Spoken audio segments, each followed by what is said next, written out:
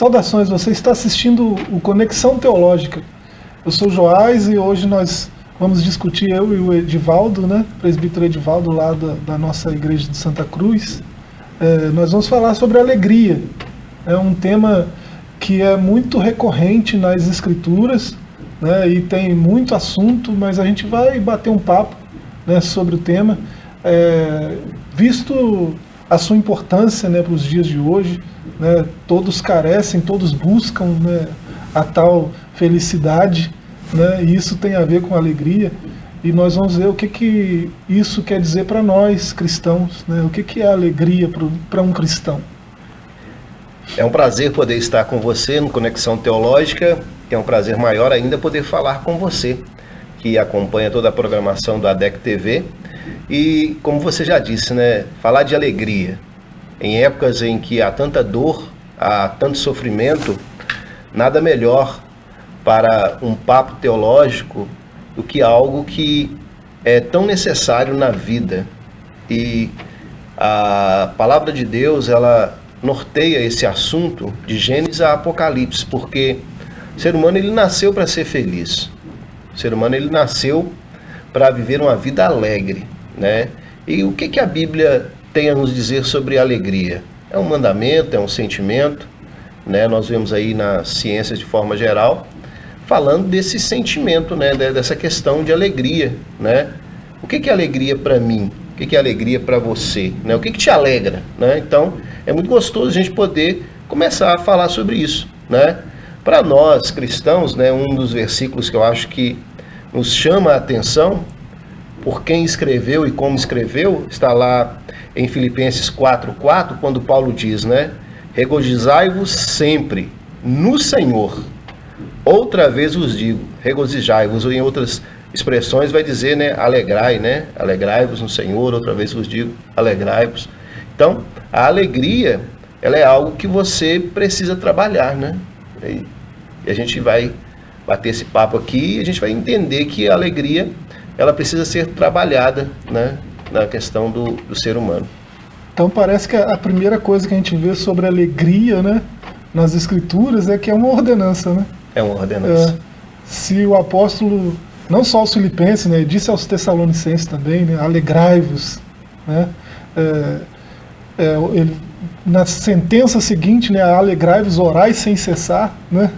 Então é uma questão de ordenança divina. Deus quer que a gente se alegre, né? E interessante que a nossa alegria, né, está no próprio Senhor que dá essa ordenança, né? Porque esse sentimento de alegria, ele é inerente à condição que a pessoa passa. Para mim estar alegre eu preciso estar com saúde. Para mim estar alegre eu preciso estar com as minhas finanças em dia, eu preciso ter recurso. Para mim estar alegre eu preciso estar na mídia, né? Eu preciso de... Algumas pessoas, né, só se alegram quando elas postam algo e há tantas curtidas, né, tantas visualizações, a ponto das redes sociais tirar essa questão de visualização. Estava virando uma guerra, porque as pessoas elas estavam começando a ficar refém. Comprando views. Comprando, né, praticamente, né? Então, eu só consigo estar alegre quando eu estou no meio da galera, né? Eu só consigo estar alegre se eu me socializar. Será que isso é alegria? Será que a alegria é uma condição, né? À luz da Bíblia, nós vemos Paulo aqui, como eu disse, né, quando ele diz, né, que alegrai-vos no Senhor, outra vez vos digo alegrai-vos.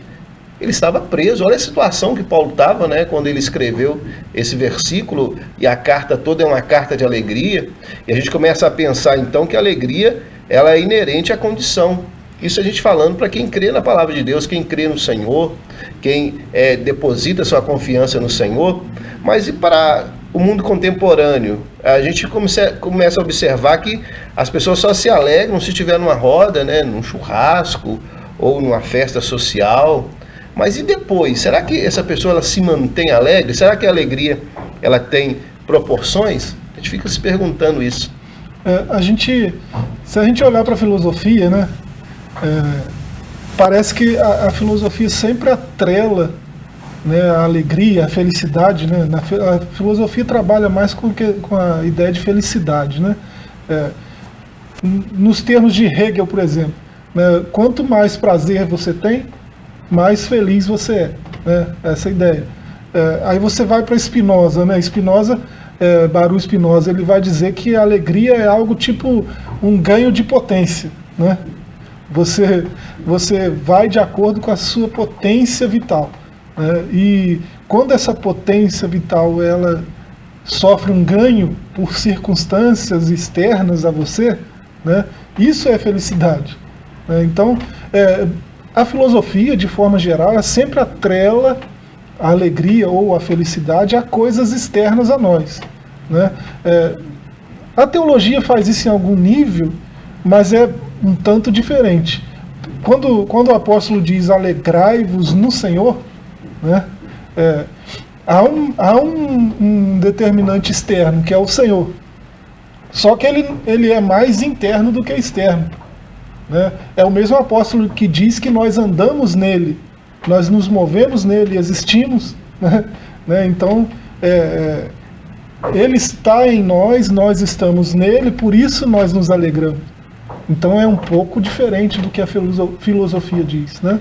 A expressão de Abacuque, no Velho Testamento, no Antigo Testamento, capítulo 3, versículo 17 e 18, ele vai dizer assim, ó, portanto, ou seja, entretanto, ou seja, ainda que a figueira não floresça, falando da questão que era habitual para eles, nem haja fruto na vide, o produto da oliveira minta, e os campos não produzam mantimento, as ovelhas da malhada sejam arrebatadas, e nos currais não haja vacas, aí ele vai dizer, todavia, eu me alegrarei no Senhor, exultarei no Deus da minha salvação.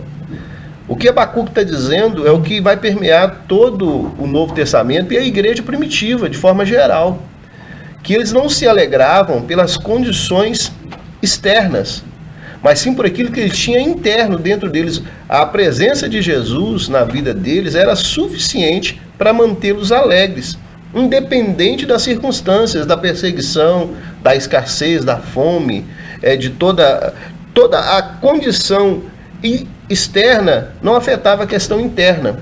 Então, à luz da palavra de Deus, à luz da teologia, a gente entende que a alegria para o cristão, para aquele que crê na palavra de Deus, é algo interno.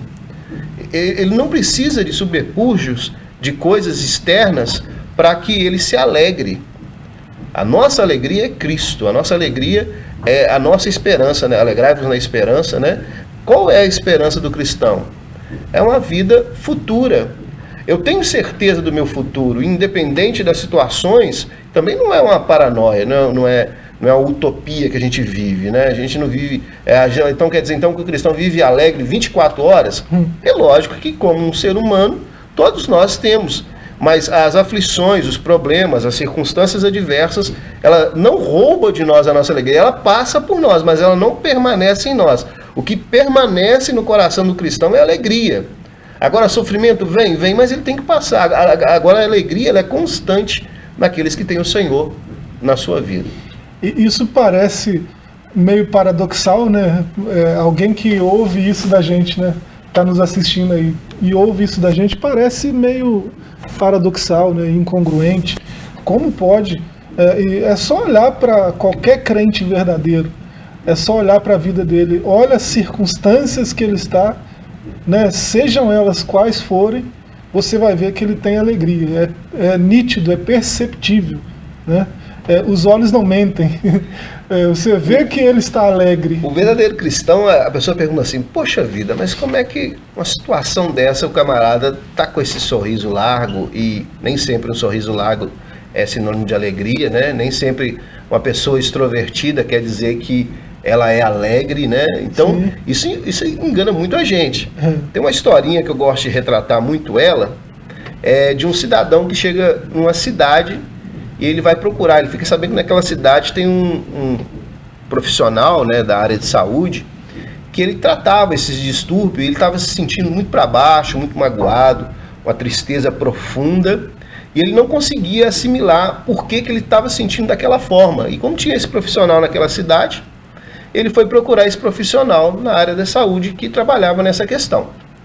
Aí ele chega no consultório desse cidadão, desse profissional da área da saúde, especialista na questão de levantar o astral da pessoa. Ele se sentia muito para baixo, ele buscou essa ajuda e ele chegou e na entrevista o médico começou a conversar com ele e a procurar, né, a causa de tanta tristeza, de tanto sofrimento, de tanta angústia que aquela pessoa estava passando. Aí ele começou a perguntar.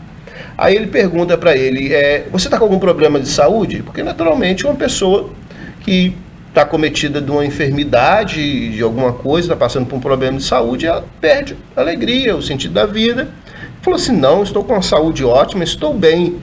Aí vai perguntar, você está com algum problema financeiro? Porque a gente entende que o dinheiro ele é necessário, né? A gente não vai dizer que a pessoa vai ser feliz, vai ficar alegre sem dinheiro, porque o dinheiro é necessário, né? E não, estou bem, minhas finanças vai bem, eu estou bem.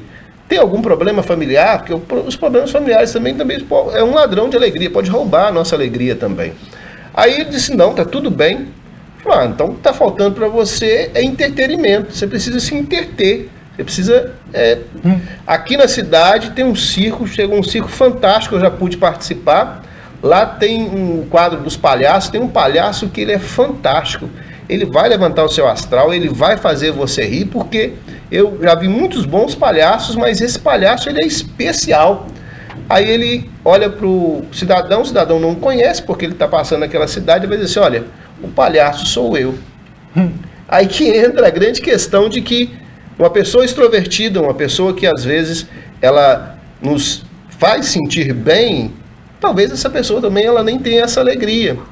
Mas por uma natureza extrovertida, então como a gente vai perceber essa questão de alegria, e nesse tempo em que as pessoas estão sofrendo, então nem às vezes aquela pessoa que pra gente é uma pessoa alegre, é uma pessoa feliz, é uma questão paradoxal, como você disse, para a gente conseguir compreender isso, né? Então fica esse grande dilema da alegria.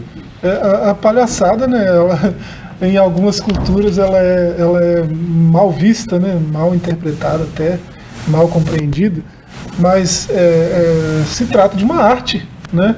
A arte trabalha a questão da imitação, né, da mentira boa, né, digamos assim, né? É uma premissa da arte trabalhar com o engano, algo que não é real, fazer aquilo parecer real, né?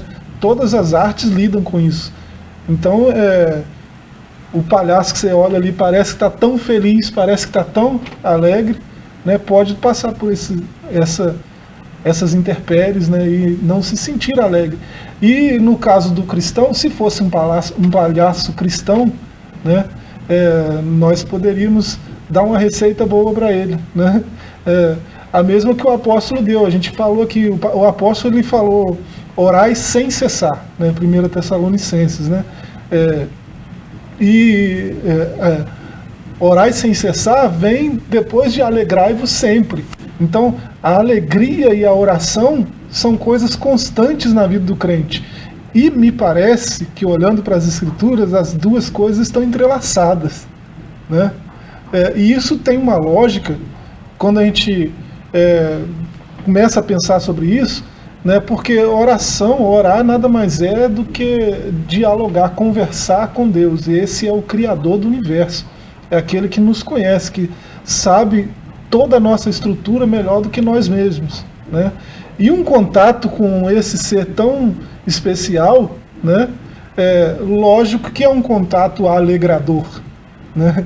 Por isso que você vê nas Escrituras sempre uma coisa atrelada à outra, né? Você sempre vai ver nas Escrituras alegria e comunhão com Deus entrelaçados. Se você não vê na mesma linha, no mesmo versículo, no versículo seguinte, né, vai estar sempre as ideias entrelaçadas. Porque se eu ando constantemente com Deus, a minha alegria também é constante, né? Porque eu estou constantemente em contato com o ser mais alegrador do universo, né? Então é impossível estar triste diante dele, né? Esse é o ponto, né? Então, quando você olha para o salmista, por exemplo, né, quando ele diz no Salmo 37, né, para a gente servir a Ele se agradar do Senhor, né? Agrada-te do Senhor e Ele concederá os desejos do seu coração, né? Esse agradar-se do Senhor é estar feliz nele, né?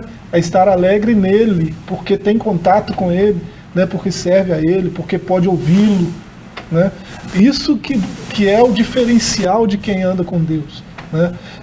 Se quem nos ouve agora estiver com carência de alegria, né, experimenta se aproximar desse Criador, desse Deus que a gente está falando, né? Experimenta para você ver se esse quadro não vai mudar, né? Eu garanto que muda.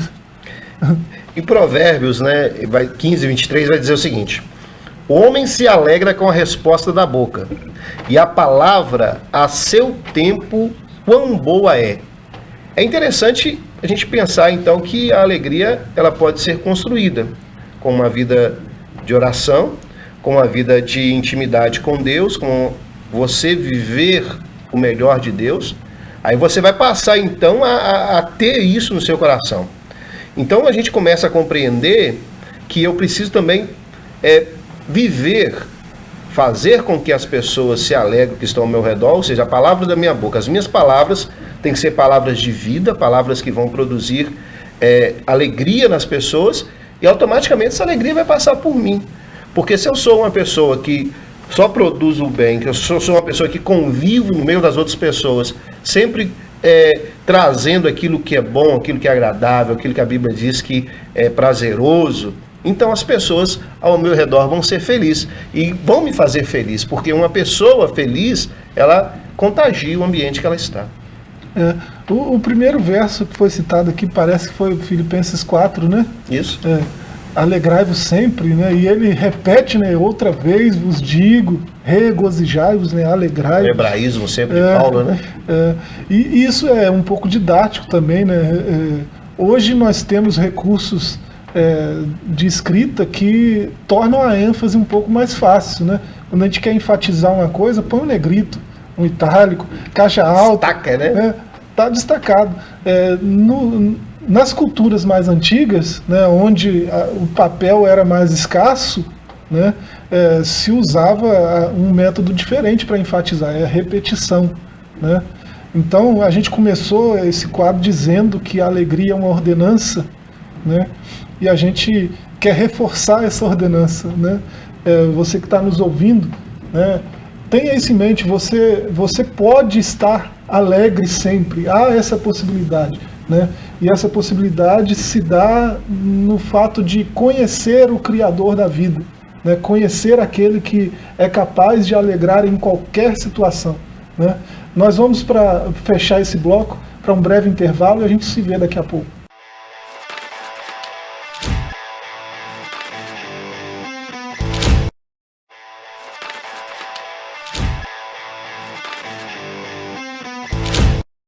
Voltamos com Conexão Teológica, um programa da Assembleia de Deus de Caratinga, que está na Rua Princesa Isabel, número 52. Se você chegou agora, nós estamos falando sobre a alegria, né? Nós já falamos, citamos alguns versos das Escrituras, já discutimos questões até filosóficas, falando sobre alegria. E eu quero começar esse bloco com um verso do salmista, Salmo 16, né? É um dos primeiros salmos de confiança. No verso 10, pois não deixarás minha alma no inferno, nem permitirás que o teu santo veja a corrupção. Far-me-ás ver vereda da vida, na tua presença há abundância de alegrias. A tua mão direita há delícias perpetuamente. Na presença de Deus há abundância de alegria, né? Isso nos garante o salmista.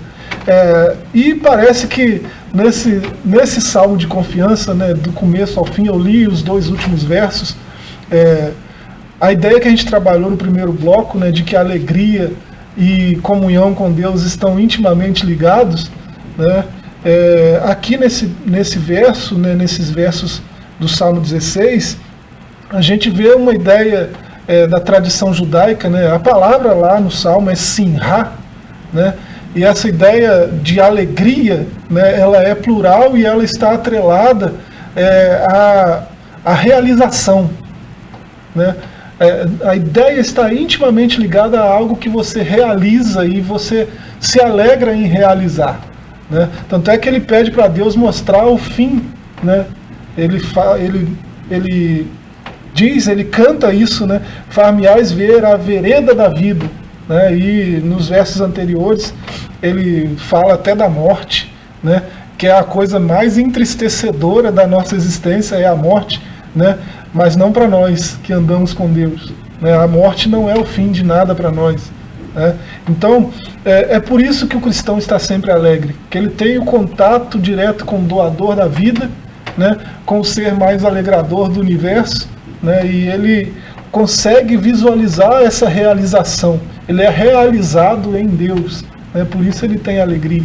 Alegrias, né? Porque Deus ele trata-nos, Deus ele quer nos tratar individualmente. Por quê? Porque a questão da alegria é uma questão que vai perpassar na vida de cada um. Tem pessoas que se alegram estar no campo, estar ali no meio da natureza, contemplando a criação de Deus. Tem pessoas que já gostam da agitação, né, de estar no meio de muitas pessoas. Então, a forma que Deus vai trabalhar na sua vida para que você se sinta alegre é individual, mas o desejo dele é que todos se alegrem. É interessante em Romanos 12:15, quando diz assim, ó: alegrai-vos com os que se alegram e chorai com os que choram. Então a gente percebe que, quanto cristão, nós temos que ir e alegrar com aquele que se alegra e também chorar com os que choram. Independente dos que estão chorando, nós precisamos ter conforto. Com os que se alegram, nós temos que ter uma reciprocidade com ele. Por quê? Porque tem pessoas que, infelizmente, não gostam de ver o outro alegre. Infelizmente, tem esse tipo de pessoa, a gente não pode deixar de dizer isso, mas quanto cristão, não, quanto cristão, a ordenança de Deus é: quanto mais alegre você for, mais nós vamos nos alegrar com você. Porque o desejo de Deus é que você viva o melhor. Então, quando nós percebemos alguém que está chorando, nós estamos ali para levar consolo. Quando nós percebemos alguém que está alegre, nós estamos ali para compartilhar a alegria dele, né? E é tão bom hoje em dia, nesse mundo tão individualista, nesse mundo tão competitivo que a gente está vivendo, a gente parar para se alegrar com alguém que está se alegrando. Porque o luto, ele te leva, como nós já falamos aqui, né? Questão da morte. Você não é obrigado a ir num aniversário, mas num velório muito difícil você vai poder ficar ausente, principalmente se for alguém ligado à sua família. Então nós precisamos aprender a viver os momentos alegres, que eles são menores do que os momentos de trabalho. Então, esse tema tão palpitante sobre a alegria, a intenção é que a gente faça com que você entenda que o segredo é uma vida de comunhão, uma vida de oração, uma vida de intimidade com Deus, preservar até mesmo aquilo que você fala, você viver uma vida que realmente vai produzir alegria, né? Porque tem pessoas que parece que buscam infelicidade, né? As suas ações levam com que elas vivam uma vida infeliz. Aí às vezes elas falam: mas por que eu estou nessa situação? Se a pessoa for fazer uma retrospectiva da vida dela, das suas ações, ela vai perceber. Mas a alegria, ela é plantada também, né? Sim. Percebe que a alegria, ela é plantada. Você planta a alegria. Talvez alguém que esteja numa situação dessa, né, triste, né, de se alegrar com a tristeza dos outros, né? Alguém que esteja numa situação dessa, talvez seja porque a gente tem uma caminhada espelhada, né? Eu me conheço melhor quando eu olho para o Edivaldo, porque os olhos dele são espelho. Eu estou vendo um homenzinho lá dentro, né? Eu mesmo. O cara do espelho está lá, né? E esse cara sou eu, como diz o poeta aí, né? Então, a gente tem esses relacionamentos espelhados, né? Então, como eu vejo algo que eu desaprovo no outro, né, na verdade eu estou vendo a mim mesmo, né? E como não diretamente eu desaprovo aquilo em mim, né? Quando eu vejo o outro fazendo a mesma coisa, aí eu aponto todas as armas para o outro, né? Porque isso é condenável não nele, mas em mim, né? Então, essa situação de se alegrar com a tristeza dos outros é porque, né, o outro está espelhando uma atitude minha. E isso é lamentável, né? O cristão ele é convocado a se alegrar com os que se alegram, né? A chorar com os que choram. E até esse choro é alegrador, porque quando você demonstra esse tipo de empatia, você vai produzir conforto, consolo, esperança, né? Isso tudo vai trazer alegria para aquele que está chorando, né? E isso é muito interessante, né, na atitude cristã, né? Isso tem feito toda a diferença na história, né? Situações desse nível de empatia, né? O que eu tenho que produzir para que a alegria venha na minha vida? Aí a gente vai no fruto do Espírito, né? Mas o fruto do Espírito é amor, alegria, gozo, paz, longanimidade, benignidade, bondade, fé, mansidão, temperança. Aí ele vai dizer, né? Contra essas coisas não há lei. Irmão, para nós produzirmos alegria, nós temos que produzir o fruto da alegria, que é o fruto do Espírito Santo. Porque quando eu produzo alegria, amor, quando eu tenho domínio próprio de mim, né, que é um fruto do Espírito, eu jamais vou entristecer alguém. Por mais que essa pessoa ela merecia ou eu poderia dar uma resposta, eu estou na minha razão, mas para não causar tristeza nessa pessoa, né, naquele momento, eu com domínio próprio eu vou... Porque quando essas coisas não há lei. A obra infrutífera da carne é que causa tristeza, que causa dor, causa sofrimento. Mas o fruto do Espírito é o segredo da alegria. Se eu produzo o fruto do Espírito, eu estou produzindo alegria para mim e para aqueles que estão convivendo comigo.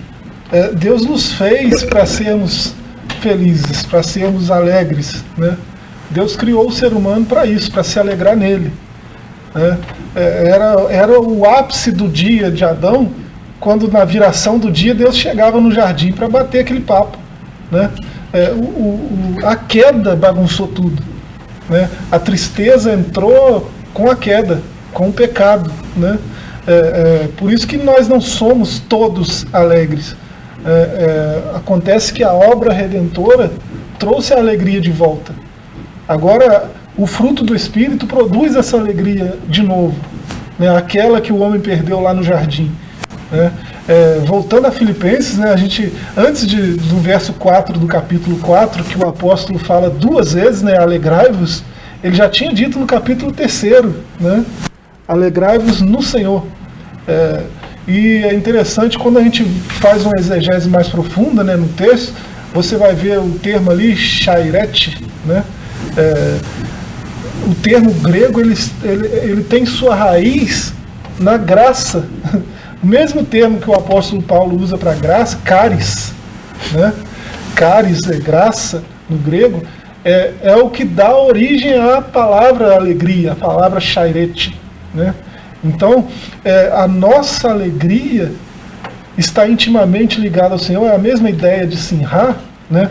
Nós somos realizados nele, né? Por isso a gente está em constante alegria, e isso está ligado à graça intimamente, né? Enraizado na graça. Nossa alegria, a raiz dela vem da graça de Deus, né? Porque por causa da graça, né, nós alcançamos a redenção, né? Tivemos acesso à alegria de novo, né? E isso é radical, né? Isso é radical em todos os sentidos da palavra, né? Por isso que o apóstolo fala tantas vezes, né, não só em Filipenses, mas em outras cartas, né, para essa ordenança de se alegrar sempre no Senhor. E Jesus vai dizer, tenho-vos dito isso para que a minha alegria permaneça em vós, palavras de Jesus, e a vossa alegria seja completa. Então, existe uma alegria completa. Talvez você tenha desfrutado de muitas alegrias. Você que acompanha a nossa programação, talvez você tenha vivido e acompanhado muitas alegrias. Talvez aquele bate-papo com seus amigos, aquele futebol que você participa, né? E isso é muito saudável. aquele encontro que você tem com as suas amigas, né? Você faz aquele encontro de amigas, como é bom, né? Estar entre amigos, como é bom você ter o seu momento de lazer que te dá alegria, seja aquele momento, como eu disse, no campo, ou aquela pessoa que gosta de agitação, isso tudo é muito bom. Mas nós queremos te apresentar uma alegria completa. E que alegria completa é essa? Ele está dizendo aqui, ó, tenho-vos dito isso, para que a minha alegria permaneça em vós. A alegria de quem? É o que o professor falou, que é a alegria do próprio Cristo. Ele é a nossa alegria, a graça do Senhor em nós, ela vai envolver a nossa vida e nós vamos ter uma alegria completa. Não uma alegria passageira, não uma alegria de final de semana, mas uma alegria que ela vai nos completar, né? Quando se tem Cristo, você tem a alegria completa. O Salmo 16 estava aberto, né? O assunto me trouxe aqui para o Salmo 1. O Salmo 1 está lá: bem-aventurado o varão que não anda segundo o conselho dos ímpios, nem se detém no caminho dos pecadores, nem se assenta na roda dos escarnecedores. Antes tem o seu prazer na lei do Senhor, e na sua lei medita de dia e de noite. Será como a árvore plantada junto ao ribeiro de águas, a qual dá o seu fruto na estação própria, e cujas folhas não secam e não caem. Tudo quanto fizer prosperará. Coisa gloriosa. A primeira palavra do primeiro salmo, né, ela aparece em outros salmos, ela aparece na boca de Jesus também, né, é Ashrei. Feliz, né? Bem-aventurado. Bem-aventurado é o quê? Né? Feliz. E é essa felicidade completa de que o Senhor fala aí, né? A vossa felicidade será completa, né? Esse Ashrei é feliz no plural, igual a gente falou do Salmo 16, né? Ali é alegrias, aqui é felicidade plural, né? E a ideia aqui, você vê pelo verso 3 do Salmo, é que se o salmista escolher ir para cá, ele vai ser feliz, né? Ele vai ser bem-aventurado, vai dar certo. Se ele escolher ir para lá também, seja qual for a escolha que ele fizer, vai dar certo, vai funcionar, ele vai ser feliz naquilo, né? Você vê pelo verso 3, né? Sua folhagem não cai, né? Dará seu fruto na estação própria. Tudo que fizer prosperará. Tudo que fizer, já pensou? Né? É porque o seu prazer está na lei do Senhor. Olha a comunhão com Deus aí, intimamente ligada à felicidade. É por isso que a felicidade dele é completa, porque ele é completo no Senhor, né? Ele é realizado no Senhor. A alegria dele está em conhecer o Criador do universo, o seu Criador, e se alegrar nele. A própria criação, né, e nós somos a coroa da criação de Deus, a própria criação ela expressa a alegria de Deus. Então, quando você percebe que você está numa grande cidade onde você está fora da natureza, te dá um ar de nostalgia, né, dependendo o local que você está, a poluição. Então a gente vê que até o próprio ambiente, Deus ele criou um ambiente de alegria para Adão e Eva, como você falou, na virada do dia, a completude da alegria dele é encontrar com o Senhor, é estar conversando com o Senhor. Então, por mais que o homem busque o conforto, por mais que o homem busque a felicidade, se alegrar, a amplitude dessa alegria está quando ele encontra Cristo. Quando ele encontra a verdadeira felicidade na vida dele, a sua vida vai ser mudada. E como essa alegria completa que nós temos no Senhor é transformadora, né? Você percebe que ambientes mudam quando pessoas que têm esse estilo de vida, né, de que o salmista fala no Salmo 1, né, de que o apóstolo fala nas suas cartas. Quando alguém que tem esse estilo de vida chega no ambiente, o ambiente muda, né?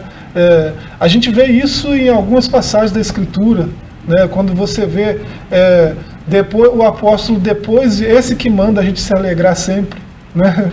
Esse mesmo, a gente vê ele açoitado, né?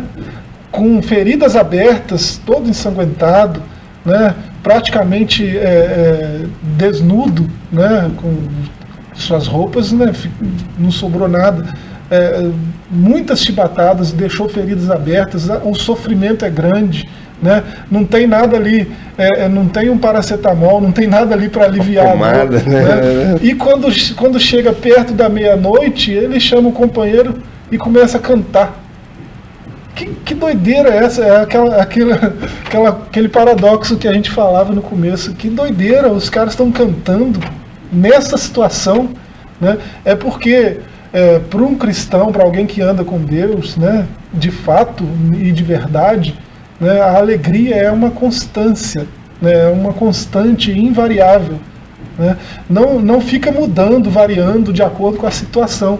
O cara está preso, né, tem sua liberdade suprimida, né, o cara está ferido injustamente, né, passou por uma condenação injusta e ele está cantando. Né? Você percebe que todos à sua volta foram impactados por causa dessa alegria que ele tem no Senhor. Você vê que todas as prisões se abriram, todas, né, não teve exceção. Não é só a prisão dele, né, todas as prisões se abriram, né, como demonstração de que a alegria do Senhor muda tudo. Né? Então, você que está nos ouvindo, não perca tempo. Né? Você pode ter acesso a essa alegria. Né? Procure se achegar ao seu Criador. Né? Se você não tem uma religião, busque alguém que fale da verdade de Deus, né? E se aproxime de Deus, que você vai viver uma vida de constante alegria. Né? E como o Senhor disse, né, eu vos verei novamente. E quando isso acontecer, a vossa alegria ninguém poderá tirar. Será constante, né, e ninguém vai poder tomar. Né? Você vai ser feliz de fato. A gente se despede, eu me despeço. Foi uma honra estar aqui. Edivaldo, quiser dizer algumas... Também encerro, né, com o verso do Salmo 32:7, que diz: Tu és o lugar em que me escondo. Tu me preservas da angústia. Tu me cinges de alegria, cantos de livramento. Busque na palavra do Senhor, porque ela contém a alegria verdadeira.